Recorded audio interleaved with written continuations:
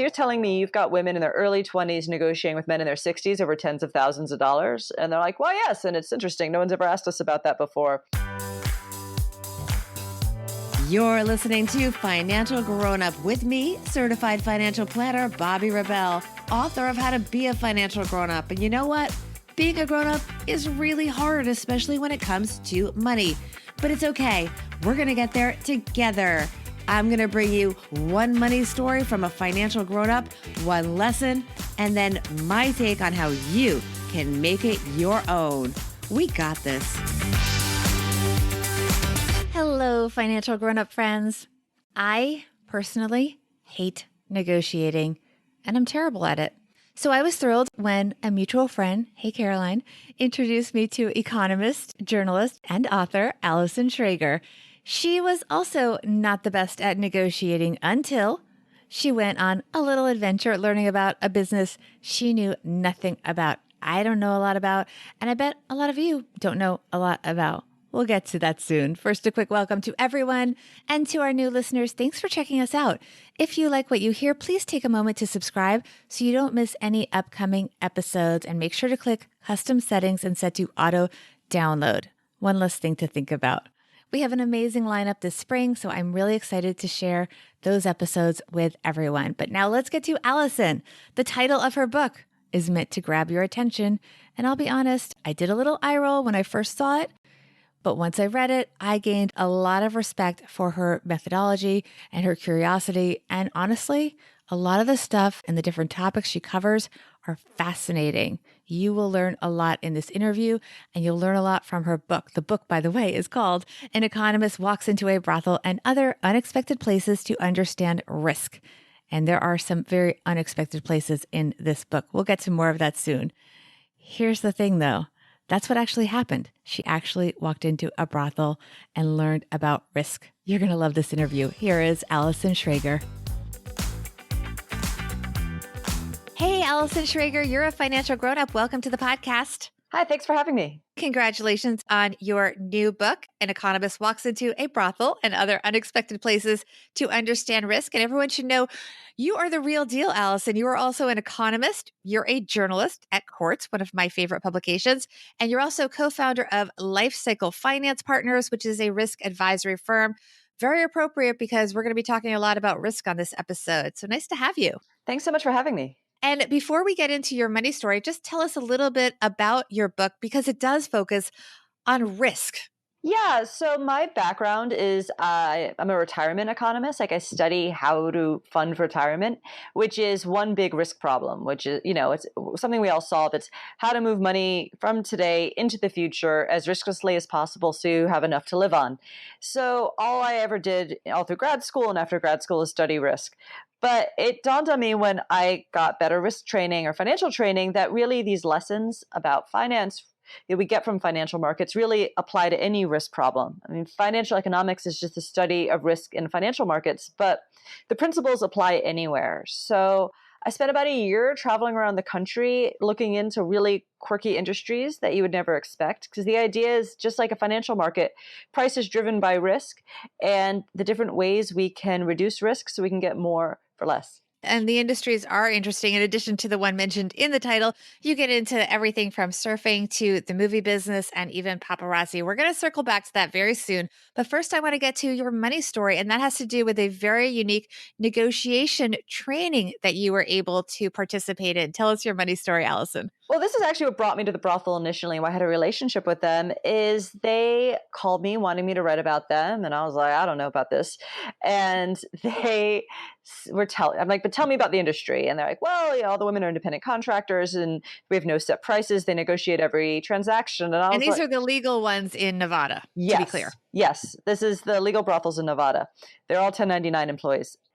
So I was like, well, that's interesting. So you're telling me you've got women in their early 20s negotiating with men in their 60s over tens of thousands of dollars. And they're like, well, yes. And it's interesting. No one's ever asked us about that before. A lot of them come here not knowing their value. So we train them so they know how to be better negotiators and ask for more. Now, this is something I struggle with. I'm terrible at negotiating. Nothing freaks me out more and fills me with more anxiety, or at least used to, than asking for money. Like I am just... Oh, I think all of us. All of us. I've always probably been underpaid for this reason. So off I went to Nevada, and I spent about a week and a half there learning negotiation skills. And it changed my life. Particularly Dennis Hoff, when he was alive, was there. And he told me something about negotiation that's just really changed my outlook for money and for everything, which is you have to get comfortable with no, because you have to hear no more than you hear yes, because that's how you know you're asking for enough. I think that's really smart. And what's interesting is that these women that are in the legal part of the industry do get triple, I think, what the ones that are outside of the legal. And there's a reason for that. It's because they're paying to lower their risk, which I think is fascinating. Yeah, so just like any market, you pay for safety. And brothel customers pay this 300% markup for a transaction that effectively they know is going to have no consequences. They're not going to get arrested. Woman's not going to blackmail them. She's not going to be on the news. They know that she's been screened for diseases. So if a customer, men and women, want that kind of service, then there's somewhere they can go and know they can get it risk-free, but they have to pay for it. Did you take those lessons and actually use them in your own life? Oh, yeah. I mean, especially one, I learned how to ask for more and feel comfortable with hearing no.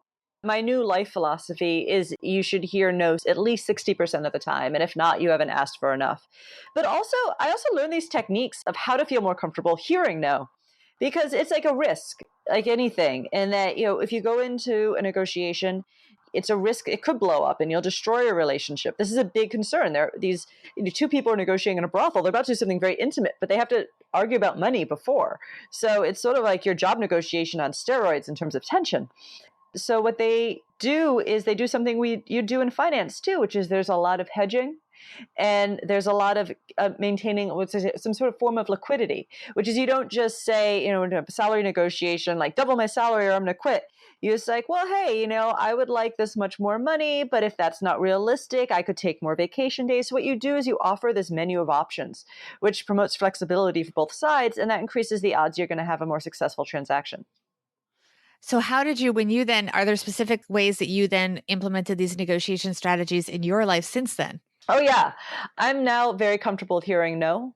Certainly in terms of writing the book and asking for the resources I needed from both the publisher and from friends helping me promote it. Like I'm now very comfortable with making these ballsy asks I would have never done before. Can you give an example of one that you asked for that was successful and maybe one that wasn't successful? I think it's certainly in terms of asking corporations to do bulk sales. That was just something I would have never asked for before, and now I feel comfortable with it. But sometimes, more often than not, I am being told no. It still stings a little, but then I sort of tell myself, you asked for enough because you heard no. That's a good thing to remember because ultimately, in other words, you want to hear yes, but if you hear a yes right away, that in a way makes you feel, well, maybe I didn't ask for enough. And I think that's something people need to keep in mind. So on that theme, what are the lessons for our listeners from your money story? I think, as I said, it's okay to hear no. The world doesn't end. It doesn't destroy a relationship. And if you don't hear no, you're not getting enough. How do you recover from the no? Well, now, as I said, it still stings. And like I sit there with But can you just kind of go back with your tail between your legs and be like, okay, I know you said no to that. Can you do this? Or do you have to just walk? You just have to kind of save face and be like, then I'm not going to do it. You come back with another alternative. Because most transactions aren't binary. It's not like you'll do this or it's not happen. There's maybe a third way. It's like maybe I've become more of the school of if you ask for the sun, maybe you'll get the moon. Right. So maybe when you originally approach a negotiation, you make sure to not make it binary and not create absolutes. So that starts at the beginning, is giving yourself a way to circle back if you don't get the answer that you want. Exactly. Well, like what they do in the brothel is the customer's a little nervous and they'll lay out like, hey, what are you thinking they'll do? But like, I don't know, I've never been here. And they'll be like, all right, well, here's what I think I should do. And they'll lay out this elaborate sexual plan. And it involves like going to the movies and dinner and it's 12 hours. And the guy will be like, that's amazing. And then it'll be like, great, that will be $15,000. And then he's like, oh, no. And then they're like, all right, well, maybe we can take dinner off the table. And then what you do is you have this big, hairy ask. But then, there's components to it and you take it apart. So no one's really ever heard no, but you have this whole, it's actually a menu of choices. Interesting. And any specifics that you think people could use when they are applying it to their own life? Yeah. I mean, if you're negotiating for your salary, as I said, it doesn't have to be all monetary compensation. You could talk about flexible hours. You could talk about more vacation days. Or as I said, even if you're asking a friend for a favor, like they're going to promote your book, you can ask them to email everyone in their company and they'll probably say no because that's a little ballsy. but maybe they'll share on Facebook and it's something. All right, let's go to your everyday money tip. And that basically has to do with getting the most out of life by taking as little risk as possible. But that comes down to, you say diversification, but not just stocks.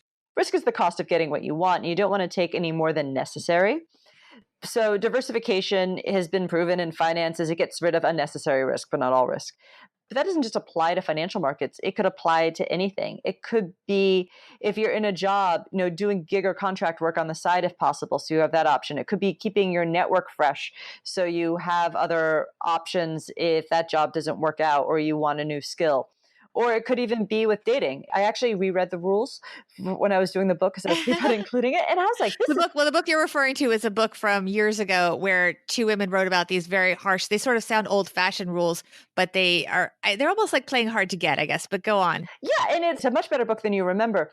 But one of their tips is don't be exclusive with someone until you really know they're serious about you. I mean, they actually marry you, but diversification in dating. It is, and it really does bring out your best self. It really is efficient in some ways because, it keeps you from getting invested in the wrong person. They could be a jerk and you don't know that yet because you don't really know who they are. It also makes you feel more desirable and attractive. So it really can be your best self. So diversification really applies to anything.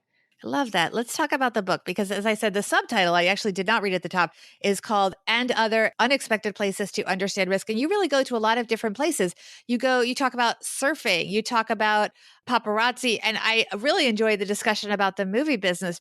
You have this reoccurring story that seems to happen every couple of years in Hollywood, which is someone from finance comes in and they're like, I can tame this beast.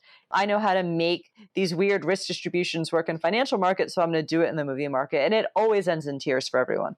And you also use the paparazzi business, where a lot of these people kind of stalk celebrities to get those photos that are spontaneous and maybe often tell a story. You use that to illustrate idiosyncratic risk versus systematic risk, which I find fascinating. The paparazzi face a lot of idiosyncratic risk with their income, and that in any given day, they might get that shot of a celebrity canoodling with a new lover, and that might be like $100,000. Or they might just get a picture of a celebrity getting coffee, and that'll be $5,000, and it's totally random.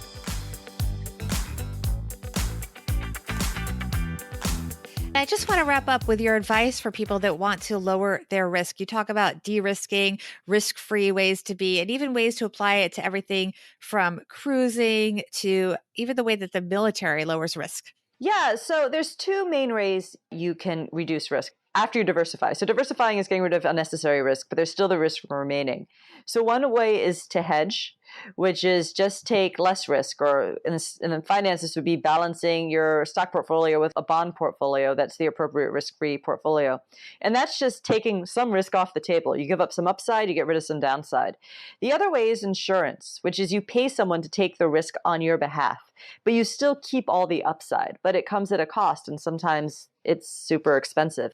So for instance, I went to a big wave surfing risk conference, and one of the techniques they discussed is a hedge technique, which, so big waves travel in sets of like 5 waves, 4 or 5, I suppose. And so, we have this image that surfers are just looking for the ultimate big wave, but really they're much more thoughtful about it. So the ultimate big wave might be that first wave in the set, but you wouldn't take that wave because if you wipe out, there's going to be 4 big waves barreling on you and you'll probably drown. So what they do is anyway, it's a great wave. They'll, reduce some of that upside of getting that great wave and wait for a later wave in the set. Anyway, it might be smaller just because it's less risky. Fascinating. I never would have thought of it that way. So there is a strategy to surfing. Tell us more about where we can find out more about you and where we can pick up the book. Yeah, so the book's on sale on Amazon and Barnes & Noble, and in Barnes & Noble in person. And on my website, AllisonSchrager.com, I direct you to all that stuff, and there's more information about me. And your socials? Yeah, I'm not very creative, so it's also Allison Schrager for Twitter and Instagram, and also you can find my columns at Quartz. Love it. Thank you so much, Allison. Thank you. Here we go, my friends. Financial Grownup tip number 1. Think about the things you can do to increase your odds of success in a negotiation. Allison talks about creating a menu of options, asking for the most first, but offering the other party at least something that they can give you to make it a win at some level. Think about a wine list at a restaurant. A lot of people pick the second cheapest one for a reason. The restaurant knows this. And in many cases, they can actually build in the biggest profit margin because they know that's where everyone's going to gravitate towards. Financial grown-up tip number 2, try to identify things you do that increase your risk. In the book, for example, Allison talks about how poker champions with stacks of money on the line have to factor in their irrational behavior as the stakes get higher. What do you do that is economically irrational? Shopping for food on an empty stomach? Yeah, that's me. Buying things because they are on sale? Me too. You get the idea. And let me know. DM me with your biggest irrational economic decisions. I would love to hear and share with the community so we can all be a little bit more aware and maybe we can come up with some ways to help. On Instagram, I am at BobbyRebel1, on Twitter at BobbyRebel, and you can always email us at hello@financialgrownup.com. Quick reminder, come join me and my co-host Joe Saul-Sehy at our other podcast, Money in the Morning. We take the buzziest headlines and we share them with you. We discuss, and most of all, we come up with takeaways of how we can learn from them to live richer lives. Big thanks to Allison Schrager for helping us all get one step closer to being financial grown-ups.